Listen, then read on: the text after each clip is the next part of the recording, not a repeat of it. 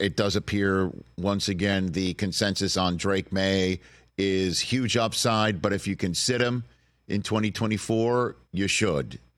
And that's why you found which team to be the perfect fit for him, consensus-wise then, Tom? New England was the team that kept coming up because, when you're playing in the AFC East, you look through the course of time, whether it's Tom Brady, Josh Allen, you probably want a bigger, stronger type of a quarterback who in the elements, when it gets tough, is going to be able to withstand, playing in that division.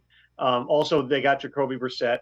They're not a team that's sitting there going, we got a chance to win right now. You're maybe going to have a little bit less pressure on Drake May to get onto the field. I talked to one person who's very close with Drake May who said to me, listen, this is the same guy who, he grew up with older brothers. One of them won a basketball national title at North Carolina. One won a baseball national title at Florida. His dad was an athlete. Like, this is a guy who is used to being the young kid in the family, and he gets beat 100 times in a row at ping pong or pickleball or whatever. And it's like, all right, serve it up. Let's go one more time. So it's not that getting out there too soon is going to break him mentally or there's concerns about that. Everybody says in terms of like the makeup and who he is, the person you're getting, the lineage with the athletic family, all that stuff's good. It's just we've seen a lot of talented passers who they go into the wrong situation and it just can set them back. You saw that last year with Bryce Young, frankly, going into Carolina where he didn't have the best group around him. He didn't necessarily have the right fit from a schematic perspective, a coaching perspective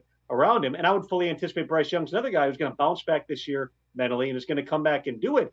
But he did not look like the same guy. He looked like he was shell-shocked through the course of last season. That's what you don't want to have and set somebody's development behind. I had one head coach who knows quarterbacks really well, and he said, Drake May is Jordan Love.